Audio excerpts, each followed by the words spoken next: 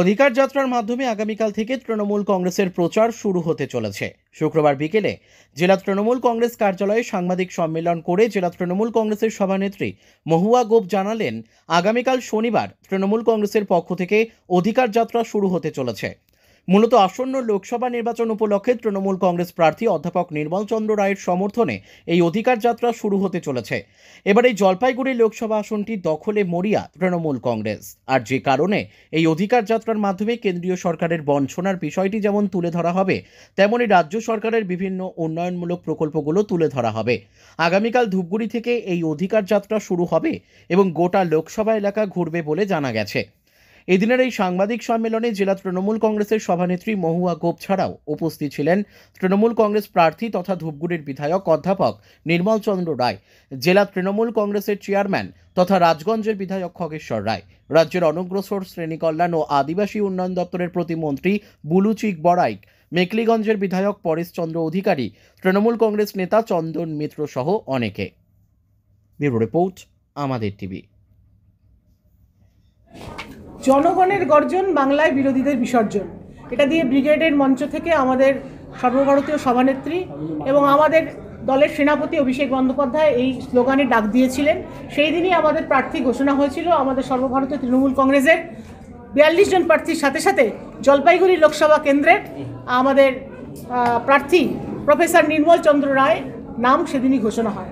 এবারে গতকাল এই জনগর্জন সভা, যেটা ঐতিহাসিক জনগর্জন সভা ব্রিগেডের 10 তারিখে হয়েছে, তেমনই করে জলপাইগুড়ি জেলা তৃণমূল কংগ্রেসের ডাকে গতকাল ময়নাগুড়ির মাঠে, ময়নাগুড়ি বিধানসভায় টাউন ক্লাব মাঠে যে সভা হয়েছে, সেখানে আমাদের সর্বভারতীয় সাধারণ সম্পাদক অভিষেক ব্যানার্জি এই জনগর্জনের ডাক দিয়েছেন যে আমরা আগামী 24 যে লড়াই আমাদের দলের প্রার্থী নির্মল চন্দ্র রায়কে নিয়ে আমাদের তৃণমূল কংগ্রেস দল সর্বত্র সাধারণ মানুষের অধিকারকে অর্জন করবার, বাংলার অধিকার, বাংলার সাধারণ মানুষ অধিকার অর্জন করার জন্য এই যে বিজেপির বিরুদ্ধে এই লড়াই, বিজেপিকে নস্যাৎ করতে এবং আমাদের দলের জয় সুনিশ্চিত করতে আমাদের যাত্রা শুরু হচ্ছে। যেই জনগর্জন সভা এবং জনগর্জন গতকাল হয়েছে, সেখান থেকে আমাদের নেতা যেমন বার্তা দিয়েছেন, সেই বার্তাকে সঙ্গে নিয়ে আমাদের লোকসভায় আমাদের প্রার্থী নির্মল চন্দ্র রায়ের সমর্থনে আমাদের দলের কর্মসূচি হিসাবে, প্রচার কর্মসূচি হিসাবে অধিকার যাত্রার সূচনা হচ্ছে আগামীকাল থেকে। আজকে আপনাদের আমরা দলের জলপাইগুড়ি জেলা তৃণমূল কংগ্রেসের পক্ষ থেকে এই আজকে আমাদের কার্যালয়ে আমার সাথে আমার দলের চেয়ারম্যান, জেলার চেয়ারম্যান বিধায়ক খগেশ্বর রায় উপস্থিত আছেন এবং আমাদের মন্ত্রী বুলুচিক বড়াইক উপস্থিত আছেন। এখানে আমাদের সাথে উপস্থিত আছেন আমাদের প্রার্থী তো আছেনই প্রফেসর নির্মলচন্দ্র রায়, উপস্থিত আছেন আমাদের মেখলিগঞ্জের বিধায়ক, যেটা লোকসভা কেন্দ্র জলপাইগুড়ির মধ্যে পরেশচন্দ্র অধিকারী, উপস্থিত আছেন আমাদের জেলার সহসভাপতি গৌতম দাস, উপস্থিত আছেন আমাদের জেলার তৃণমূল কংগ্রেসের কোঅর্ডিনেটর ডিস্ট্রিক্ট কমিটির মাননীয় চন্দন ভৌমিক সহ আমরা এখানে আপনাদেরকে আমন্ত্রণ জানিয়েছি আজকের এই যে আপনাদের সাথে আমাদের এই কথা, এই বার্তা আপনাদের মাধ্যমে এটা তুলে ধরবার জন্য যে আমাদের এই বিরোধীদের বিসর্জন, এখানে বিরোধীরা বলছে 400 পার, কি বলবো? সে তো বাংলায় 21-এর নির্বাচনেও তো নরেন্দ্র মোদী বলেছিল ইসবার 200 পার। কি হয়েছে? 70ও পার করতে পারেনি। মানুষ ভোট দেবে, সাধারণ মানুষ ভোট দেবে এবং সেটা সেই ভোটে নির্বাচিত হবে যে কোনো রাজনৈতিক দলের যারা প্রার্থী রয়েছে। এখানে তো বাংলায় তো অধিকার রক্ষার লড়াই, বাংলার আজকে জনগর্জন শুরু হয়েছে। 2 বছরের বঞ্চনা, কেন্দ্রের সরকার, কেন্দ্রের নরেন্দ্র মোদীর সরকার, বিজেপি সরকারের 2 বছর বাংলাকে বঞ্চনা। তার জন্য গতকাল আমাদের নেতা, আমাদের সর্বভারতীয় সাধারণ সম্পাদক, তিনি একেবারে প্রকাশ্যে চ্যালেঞ্জ করেছেন। আজকে এনআরসির কাগজ চাচ্ছে যে প্রধানমন্ত্রী তাদের তাহলে এই 2 বছর 3 বছরে আমাদের বাংলার জন্য তারা কত টাকা বরাদ্দ করেছেন তার একটা নথি তো দেখান।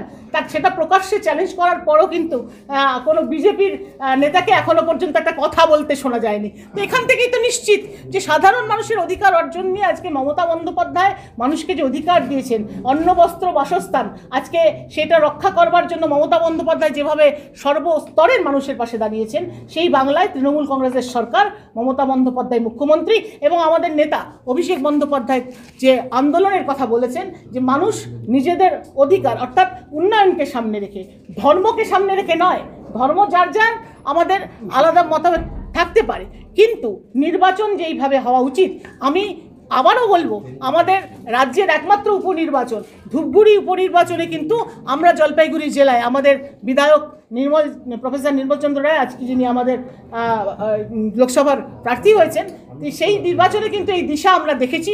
মানুষ কিন্তু উন্নয়নকে সামনে রেখেই ভোট দিয়েছে। আমাদের বিভিন্ন জনজাতির মধ্যে যে বিভাজন করে ভোট লুটের চেষ্টা বিজেপির, সেটা সম্পূর্ণ ভ্রান্ত হয়েছে ধূপগুড়ির উপনির্বাচনে। তাই এই লড়াই যে অধিকার অর্জনের লড়াই, যেখানে 100 দিনের কাজের টাকা পাওয়ার যে অধিকার সাধারণ মানুষের, যেখানে আবাস যোজনা, মাথার উপরে ছাদ পাওয়ার অধিকার যেটা সাধারণ মানুষের, যেখান থেকে একটা সরকারকে তারা নির্বাচিত করে, সেটা সম্পূর্ণ মিথ্যা প্রমাণিত হয়েছে। বিজেপির সেই প্রধানমন্ত্রীর ভাষণও মিথ্যা এবং তাদের এই প্রতিশ্রুতিও মিথ্যা, সেটা বাংলার মানুষ সেটা দেখেছে। সুতরাং আমরা সেটাকে সামনে রেখে এই লড়াইয়ে নামছি। মানুষ অধিকার লড়াইয়ের ক্ষেত্রে রাজনৈতিক দলের ভোট যেইভাবে হয়, উন্নয়নকে সামনে রেখে সেইভাবে হবে। ঘোষণা হওয়ার পর থেকে জলপাইগুড়িতে একটা হুইসপারিং ক্যাম্পেইনিং করছে বিরোধীরা, তাহলে কি সার্টিফিকেট আনতে জলপাইগুড়ি লোক ধূপগুড়ি যাবে? এ বাবা, এইরকম একটা হুইসপারিং ক্যাম্পেইন, আমি জানি না তারা কোন স্তরের নেতৃত্ব বা কারা কথাগুলো বলছেন। এটা অত্যন্ত হাস্যকর একটা কথা। একটা সাংসদ যে দেশের যে কোনো জায়গা থেকে দাঁড়াতে পারেন, তো তার সার্টিফিকেট আনতে তার কাছে যেতে হবে? তো অন্য রাজ্যের একজন দেশের নাগরিক যে কোনো লোকসভা কেন্দ্রে দাঁড়াতে পারেন। তো আমাদের জলপাইগুড়ির মানুষ নির্মল চন্দ্র রায়, জলপাইগুড়ির মাটিতেই যার জন্ম, এখানে লোকসভা কেন্দ্রের প্রার্থী হয়েছেন, তিনি জলপাইগুড়ির মানুষ। এটাই তো সবচেয়ে বড় কথা। আর কোনো কথা লাটাগুড়ি কি গুয়াবাড়িতে কেউ সার্টিফিকেট আনতে যাচ্ছে? এটা একটা প্রশ্ন উঠে যায় আর কি। কি বললেন দাদা, কি বললেন আপনি? মানে আমাদের যে বর্তমান যে সিটিং আমাদের যে এমপি রয়েছেন, তার বাড়ি তো লাটাগুড়ির সেই গুয়াবাড়িতে, ওখানে কি সার্টিফিকেট আনতে যায় কেউ, না জলপাইগুড়িতে পায়?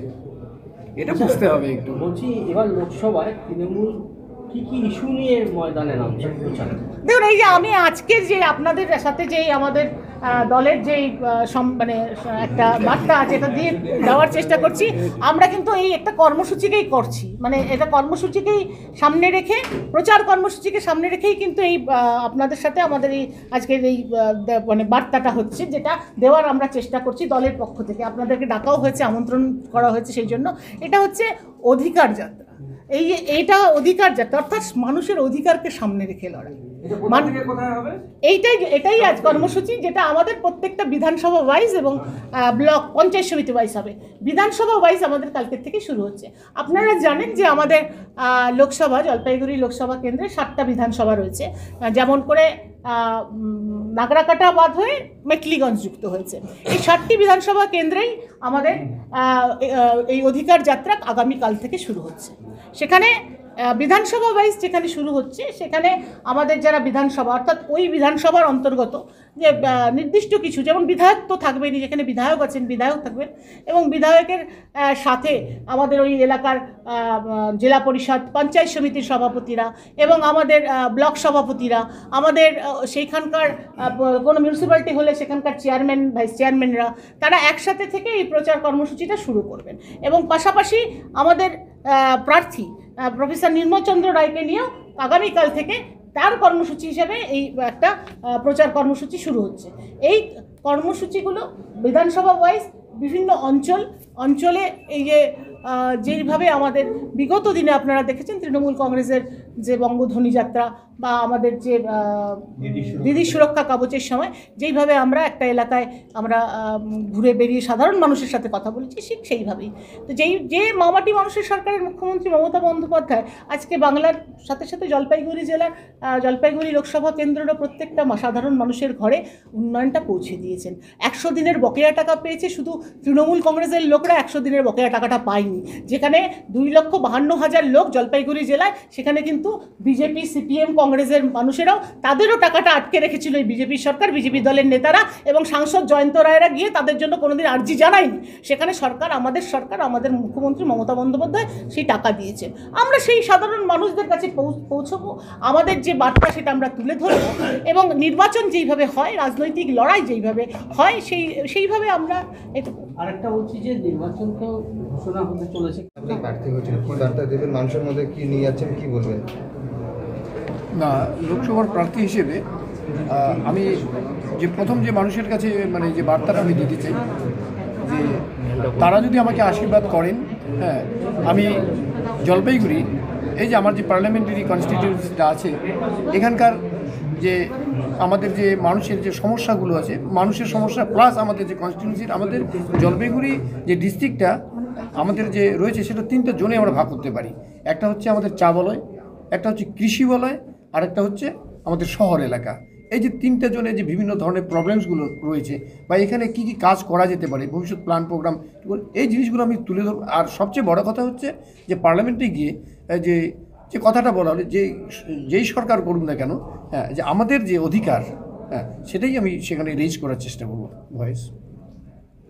বলছিলাম যে একটা প্রশ্ন, সেটা হচ্ছে যে আমাদের এই চত্বরটা আলিপুরদুয়ার হোক বা জলপাইগুড়ি চা বলয়ের একটা ফ্যাক্টর।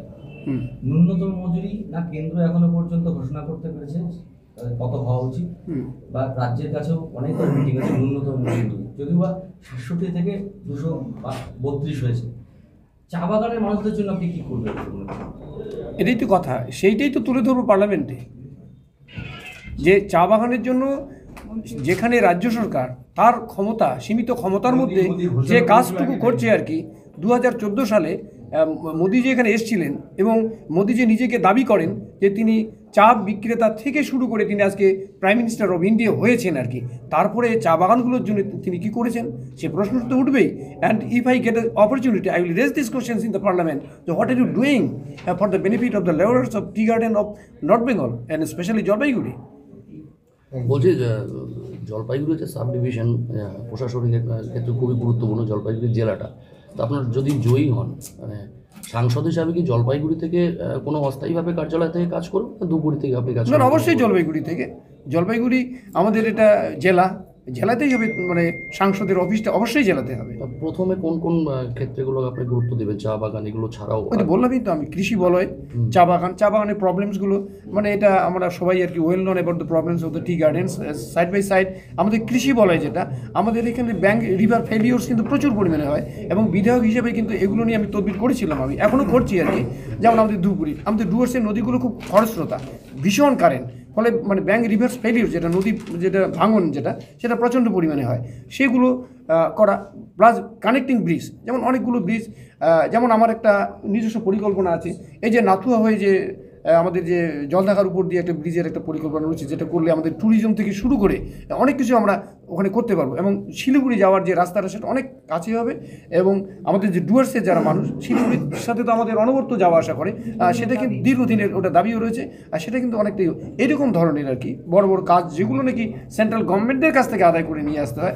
সো ইন দ্য মানে with the collaboration of the central government and also the মানে state government, I shall try my best to bring these facilities for the people of Jalpaiguri district. বলছি যে দাদা এই যে আপনি He was the কি ছিল MLA of Dinata. After that he became কি MP and minister. After that সেখানে কি হলো, সেখানে বাই ইলেকশন হলো। দিস ইজ দ্য মানে একটা মানে কমন প্রসেস, সেটা তো হবেই।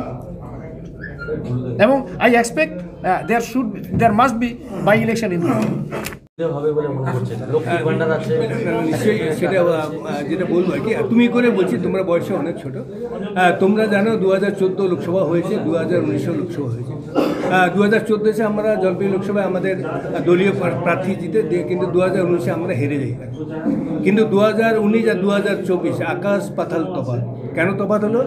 যে আজকে নিশ্চয়ই তোমরা জানো, তুমি করে বলছি যে আমাদের এই যে দেখছো অধিকার রক্ষার দাবি, অধিকার রক্ষা মানে কি, আজকে 2 বছর ধরে আমরা পশ্চিমবাংলার 100 দিনের কাজের টাকা, বাংলা আবাস যোজনার টাকা বন্ধ করে, এটা কিন্তু আমাদের অধিকার, ন্যায্য অধিকার বন্ধ করে রেখেছে বলে অধিকার আজকে যাত্রা শুরু হবে। এবং তোমরা নিশ্চয়ই জানো কী কাজ করেছে।